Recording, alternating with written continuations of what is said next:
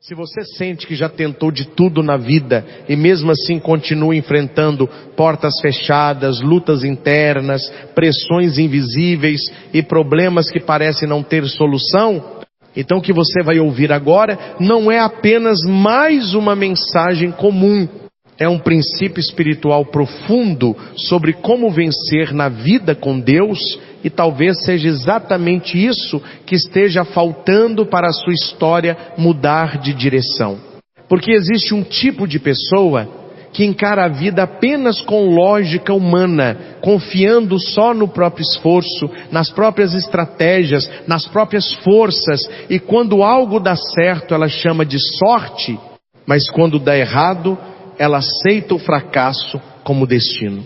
Mas existe outro tipo de pessoa, e aqui está o segredo, que decidiu não caminhar sozinha, que decidiu não depender apenas do que vê, mas colocar Deus no centro das decisões, das batalhas e dos caminhos. E essa diferença muda tudo. Agora pense comigo, quantas vezes você já ouviu frases dizendo que não vai dar certo, que o problema é grande demais, que outras pessoas já falharam antes de você, que sua família não tem histórico de vitória, que seu casamento não tem futuro, que seus sonhos são grandes demais para a sua realidade? Essas vozes existem e elas tentam enfraquecer a sua fé. Mas a pergunta verdadeira é outra. Você vai acreditar mais nessas vozes humanas ou naquilo que Deus pode fazer? Porque quando alguém escolhe confiar apenas no que os olhos veem, essa pessoa já está limitada. Mas quando alguém decide confiar em Deus, essa pessoa entra em outra dimensão de existência.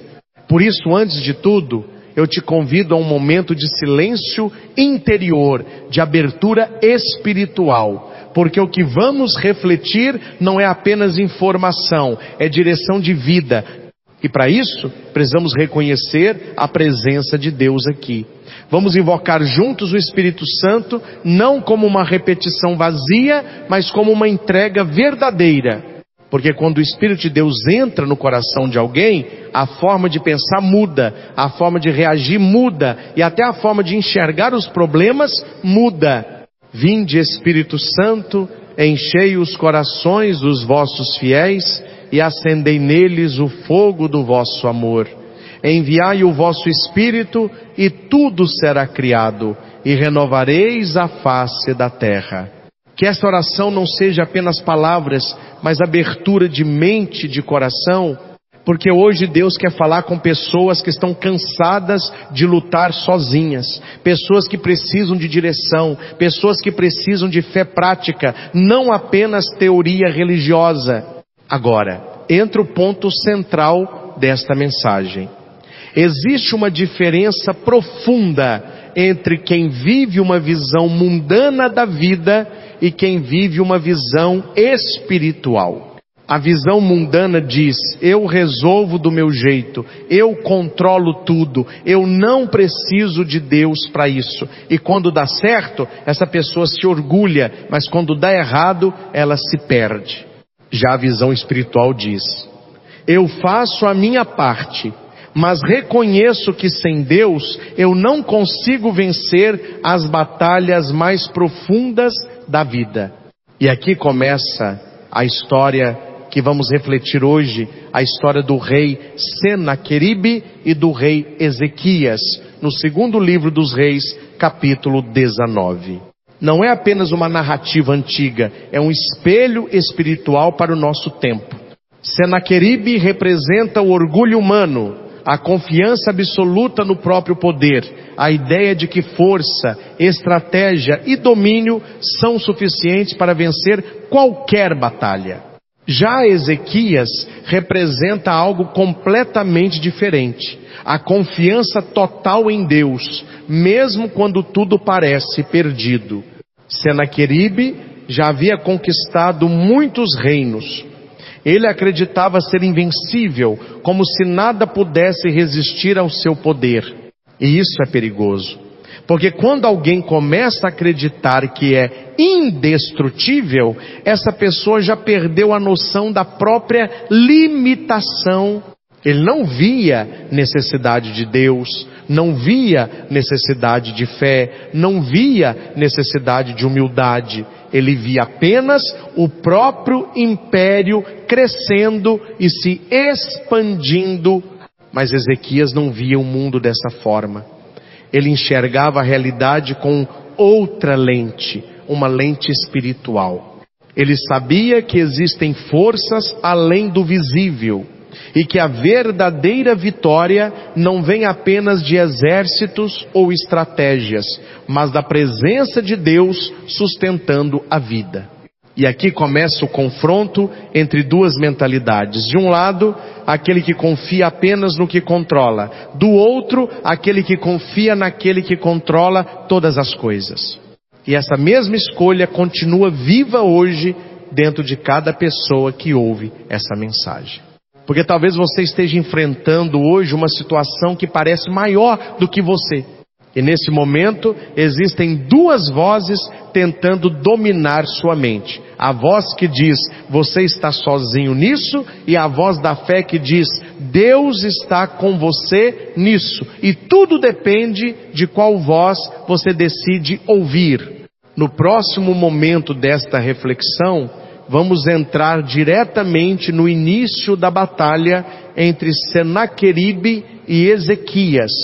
E você vai entender como essa pressão começou e por que ela se parece tanto com as pressões que você enfrenta hoje na sua vida.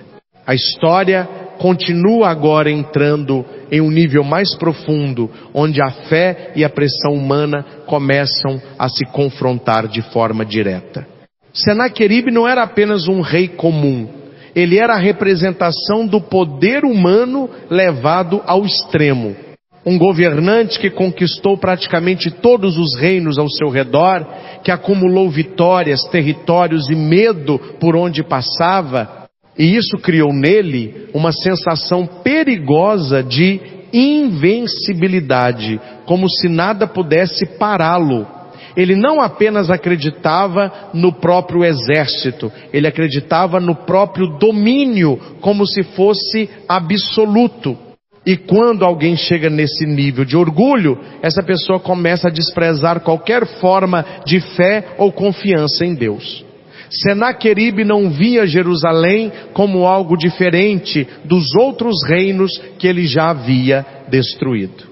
Para ele, era apenas mais uma conquista inevitável, apenas mais uma cidade que cairia diante do seu poder.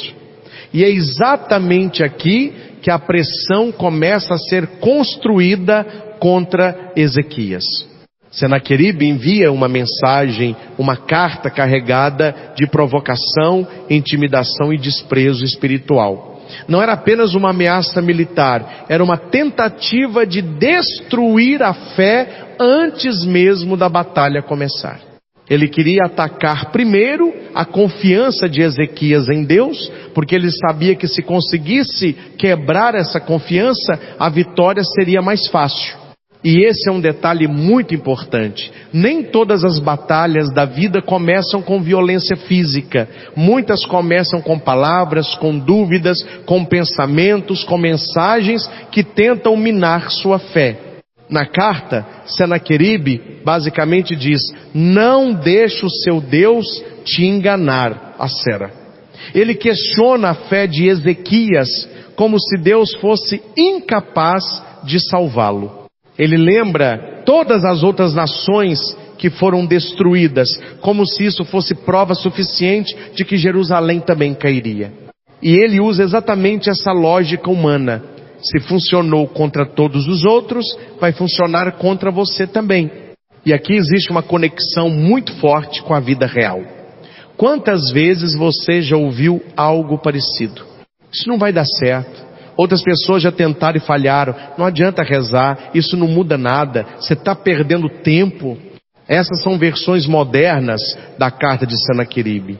São palavras que tentam enfraquecer a confiança, que tentam reduzir a fé a algo irrelevante, que tentam colocar Deus como uma ideia distante e não como uma força viva. Senaqueribe vai além e basicamente diz, você confia em um Deus que não pode te salvar. Ele tenta transformar a fé em ilusão. E esse é o ponto central da estratégia dele. Se ele conseguir fazer Ezequias duvidar de Deus, ele não precisará vencer uma guerra difícil, porque a batalha já estaria vencida dentro da mente. E aqui começa o impacto emocional da história. Ezequias recebe essa carta. Ele não está lidando com uma opinião qualquer, ele está lidando com uma ameaça real, com um exército enorme ao redor, com uma situação que parece impossível humanamente. A cidade está cercada, o perigo é concreto e a pressão psicológica é enorme. E agora ele precisa decidir como reagir. E aqui está o ponto que separa duas formas de viver: a reação humana imediata e a reação espiritual consciente. Muitas pessoas, diante de uma situação assim, entram em desespero, reagem com medo, ansiedade, tentam resolver tudo de forma impulsiva. Outras simplesmente desistem por dentro antes mesmo da batalha começar. Mas Ezequias faz algo diferente, algo que define o destino da sua história. Antes de qualquer reação emocional, ele lê novamente a carta. Ele não ignora o problema, ele não finge que não existe, ele não nega a realidade, ele encara o problema de frente. Isso é importante.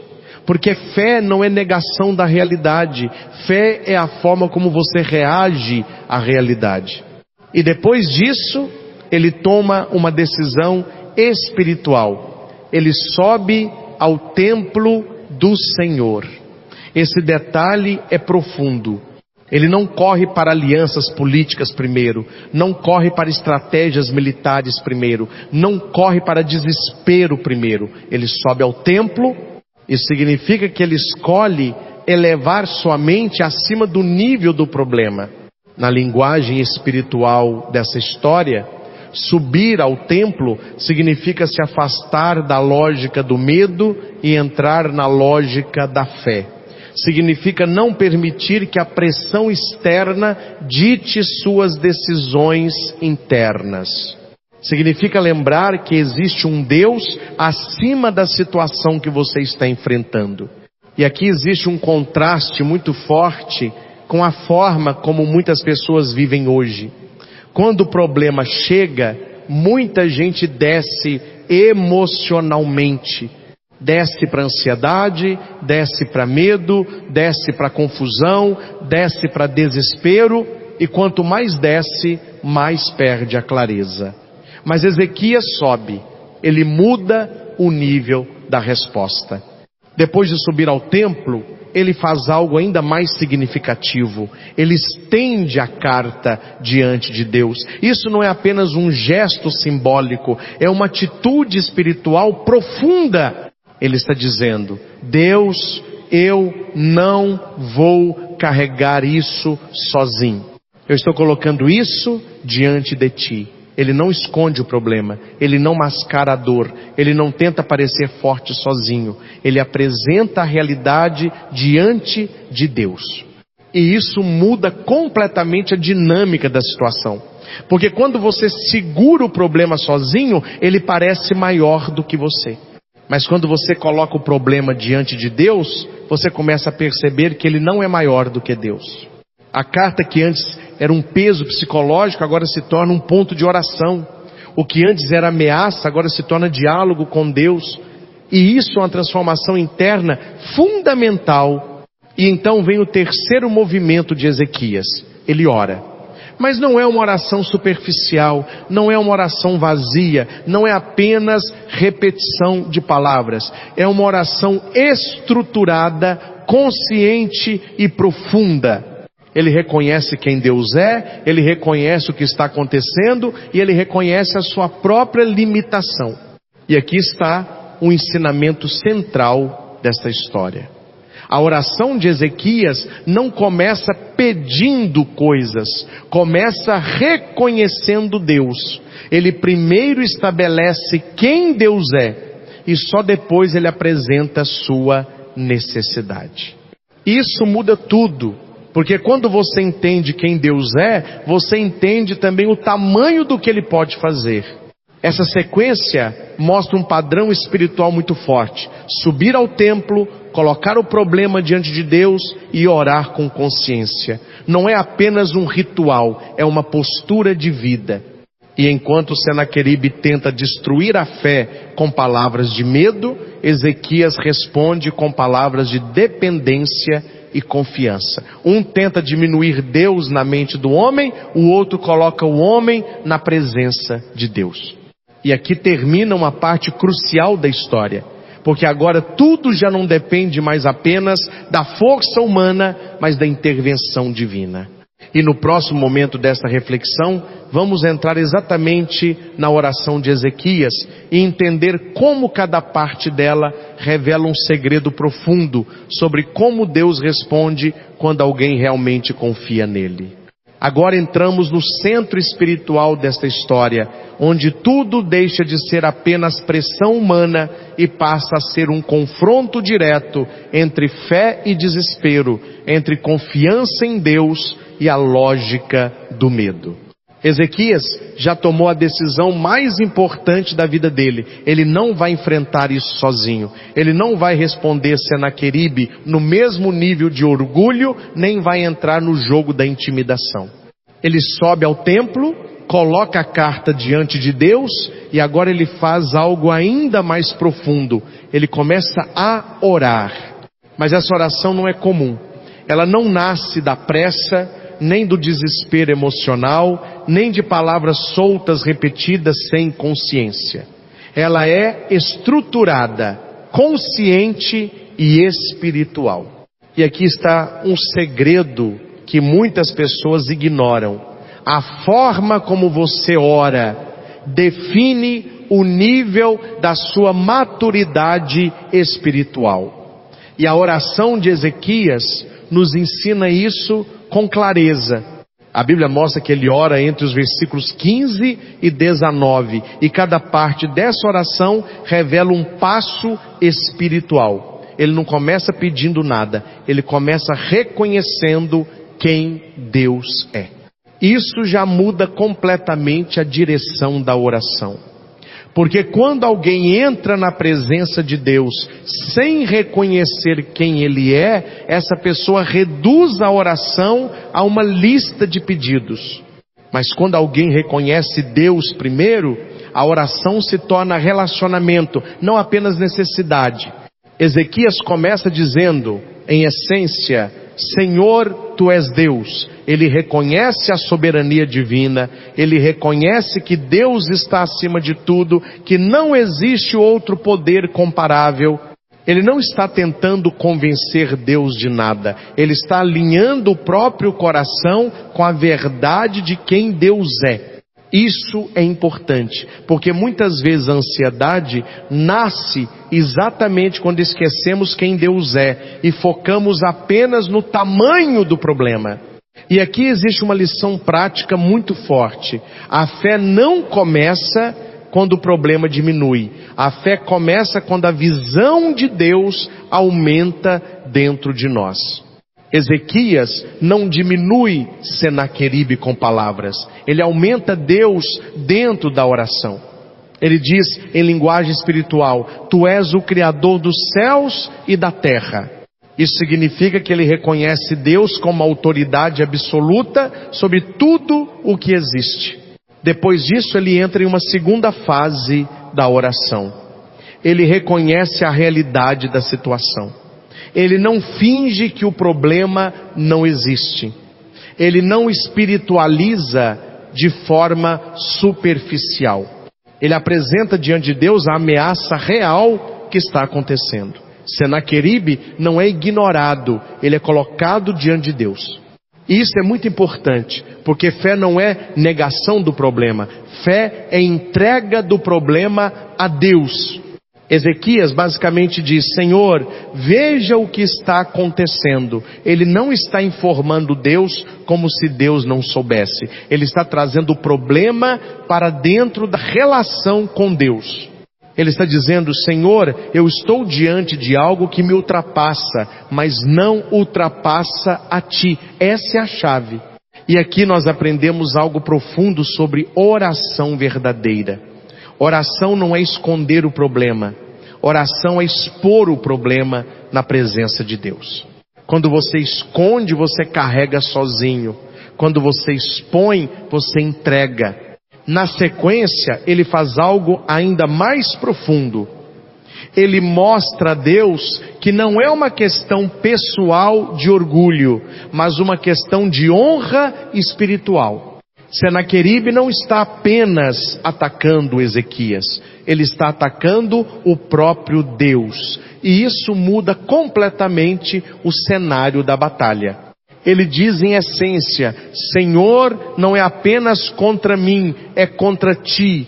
E isso é poderoso, porque quando a luta deixa de ser apenas sua e passa a ser algo que envolve a glória de Deus, a responsabilidade muda de nível. Ezequias não está pedindo vingança pessoal, ele está pedindo intervenção divina. E aqui entra um ponto muito importante. A oração madura não é centrada no ego, é centrada na glória de Deus. Quando alguém ora apenas pensando em si, a oração fica limitada.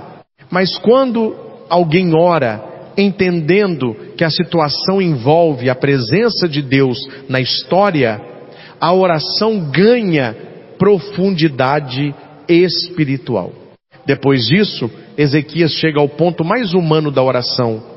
Ele reconhece sua incapacidade.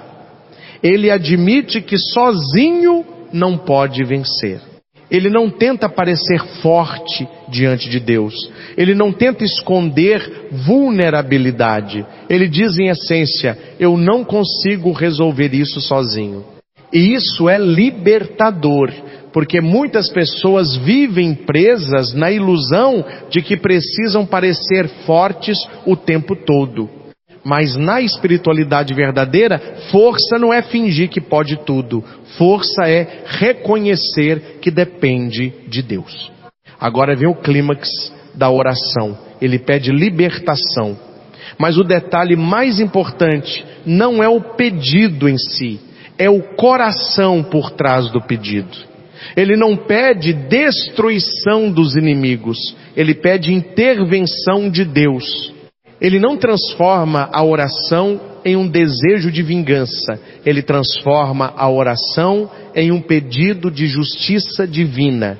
E isso é fundamental para entender a diferença entre uma oração emocional e uma oração espiritual. Uma oração emocional quer apenas que o outro perca. Uma oração espiritual quer que Deus seja glorificado através da solução. Ezequias não diz: Senhor, destrói Senaqueribe porque ele me atacou. Ele diz, em essência: Senhor, intervém para que todos saibam que Tu és Deus. A motivação muda tudo. E aqui existe uma lição muito forte para a vida prática. Quando alguém te prejudica, quando alguém fala contra você, quando alguém levanta injustiça, a resposta espiritual não é desejar destruição, mas entregar a situação a Deus. Porque Deus vê o que você não vê, e Deus age de forma que você não controla. E nesse ponto da história, algo invisível começa a acontecer. Enquanto Ezequias ora, o mundo espiritual se movimenta. A Bíblia não descreve tudo em detalhes, mas mostra claramente que a resposta de Deus já está sendo preparada. E isso nos leva a um princípio importante. Nem toda resposta de Deus é imediata no mundo visível, mas isso não significa que nada está acontecendo. Muitas vezes, enquanto você ora, Deus já está trabalhando em níveis que você ainda não consegue ver. E aqui entra uma verdade que sustenta a fé. O silêncio visível não significa ausência de ação divina. Existe um movimento espiritual acontecendo por trás da realidade. Ezequias não sai do templo com estratégias humanas. Ele sai com uma resposta espiritual. Ele não sai com um exército maior. Ele sai com uma fé fortalecida. E isso muda completamente a forma como ele vai encarar o que vem pela frente. Agora a narrativa se prepara para uma virada, porque até aqui tudo parecia estar contra Jerusalém. O exército de Senaqueribe era numeroso, o poder era visível, a intimidação era real. Mas o que não era visível era mais forte do que tudo isso: a intervenção de Deus. E aqui entra uma dimensão que muitas pessoas esquecem. Na vida espiritual, o que é invisível é mais determinante do que o que é visível. Senaqueribe confiava no que podia ver. Ezequias confiava no que não podia ver, mas sabia que existia. E essa é a diferença entre viver apenas no nível humano e viver no nível da fé.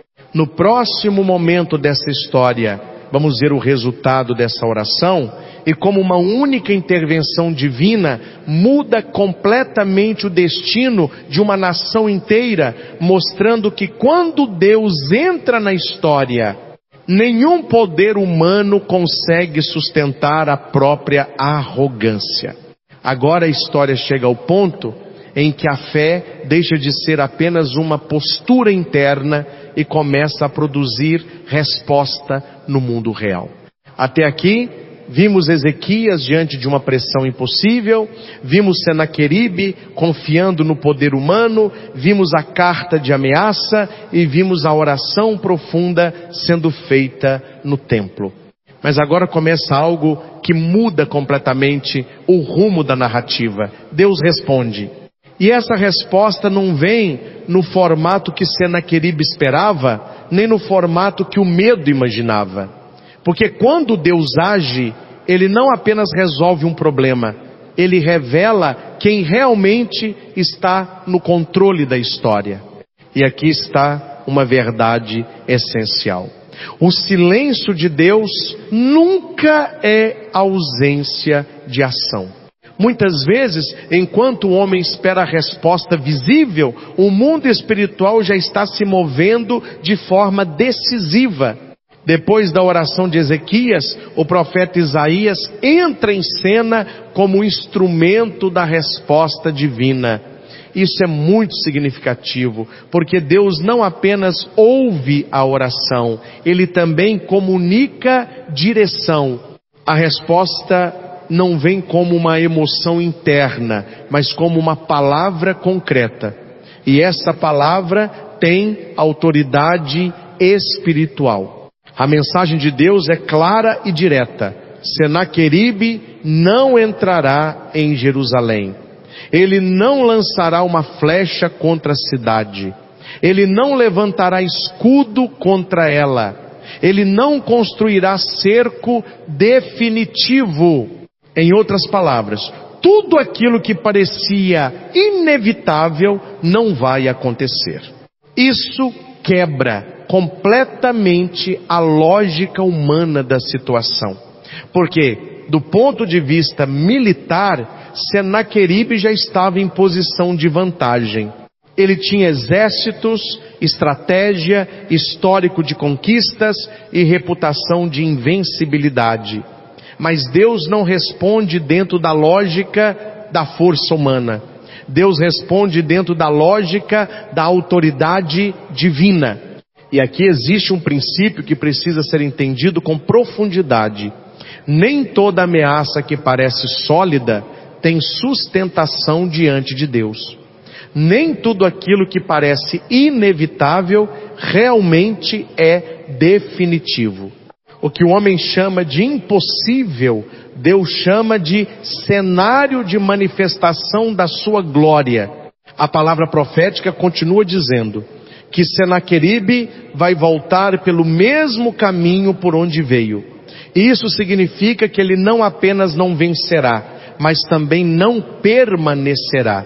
Ele será obrigado a recuar. A trajetória de poder que ele acreditava ser contínua será interrompida.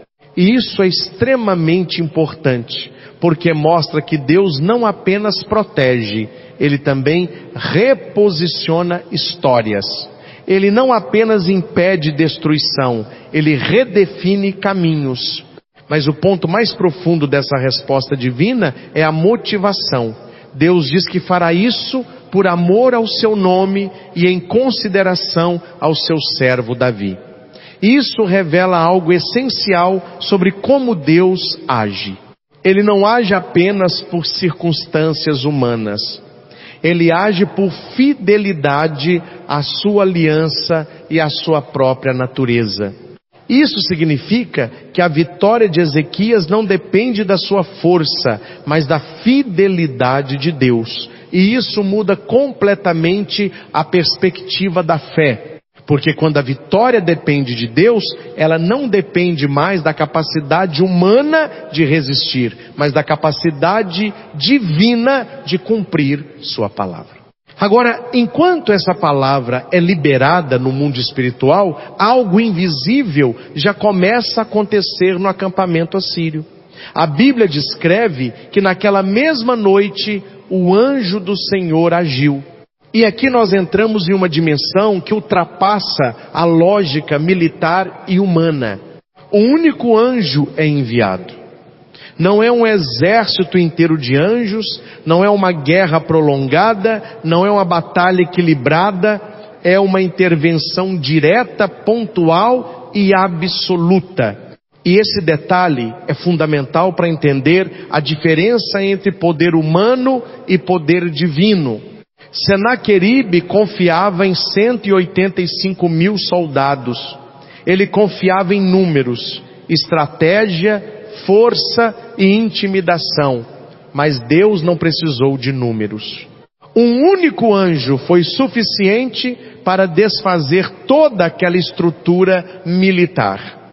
E aqui existe uma lição que atravessa gerações. O que sustenta o orgulho humano pode ser desfeito por uma única ação divina.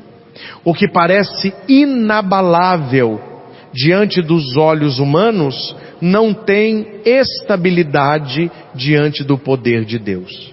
Naquela noite, o acampamento assírio é atingido por algo que não é descrito em detalhes, mas o resultado é claro: uma grande parte do exército é destruída.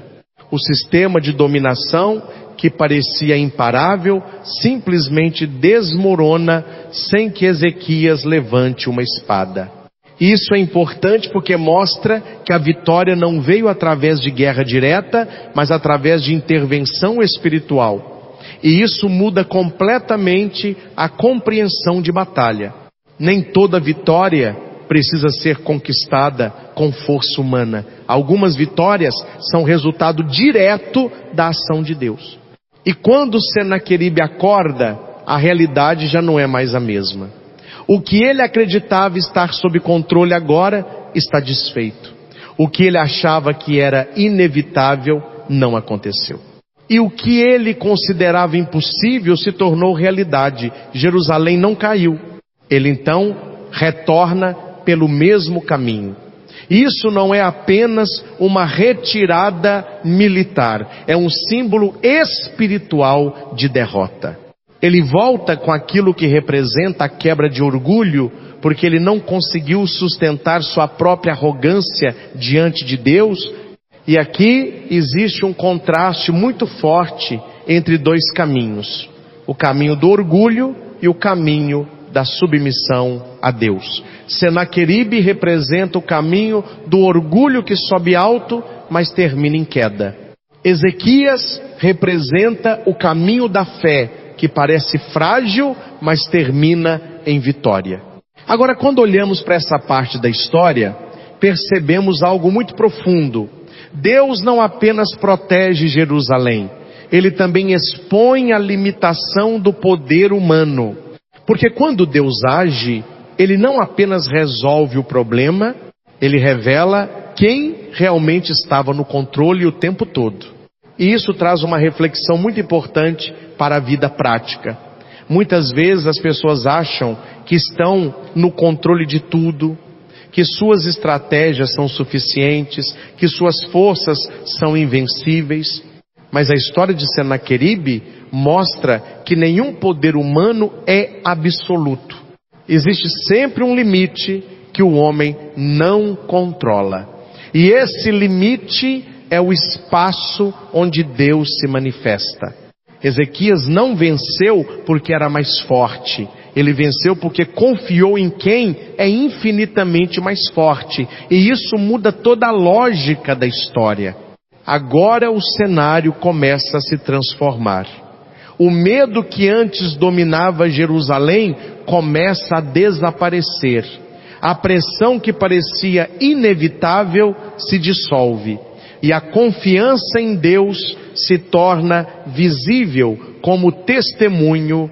E o mais importante é isso. A vitória não ficou apenas na cidade. Ela se tornou um testemunho.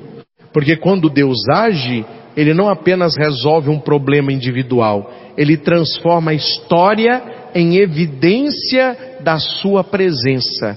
No próximo e último momento dessa sequência, vamos ver como essa história termina completamente e como ela se transforma em um princípio eterno sobre fé, oração e intervenção divina, que continua válido até hoje para qualquer pessoa que enfrenta batalhas que parecem impossíveis de vencer. Agora chegamos ao desfecho desta história, onde tudo que parecia impossível se transforma em testemunho, e onde a fé de Ezequias não apenas resolve um problema pessoal, mas revela um princípio eterno sobre como Deus age na história humana. Até aqui vimos o confronto entre Senaqueribe e Ezequias, vimos a pressão, a carta de intimidação, a oração profunda, a resposta profética e a intervenção do anjo do Senhor. Agora vemos o resultado final de tudo isso se consolidando de forma completa. Depois da destruição do exército assírio, Senaqueribe não tem mais a mesma autoridade que tinha antes. O homem que se apresentava como invencível agora é forçado a recuar. E isso é muito importante, porque mostra que o orgulho humano sempre encontra um limite quando confrontado com o poder de Deus. Ele volta pelo mesmo caminho por onde veio, não como conquistador, mas como alguém que perdeu o controle daquilo que achava dominar. Esse detalhe é mais profundo do que parece, porque na lógica espiritual dessa história, não é apenas uma retirada militar, é uma inversão de destino. O caminho que ele usou para avançar agora se torna o caminho da sua própria derrota. E isso revela um princípio importante. Quando Deus intervém, Ele não apenas impede a vitória do mal, Ele transforma o próprio percurso do mal em testemunho de limitação. Enquanto isso, dentro de Jerusalém, a realidade é completamente diferente.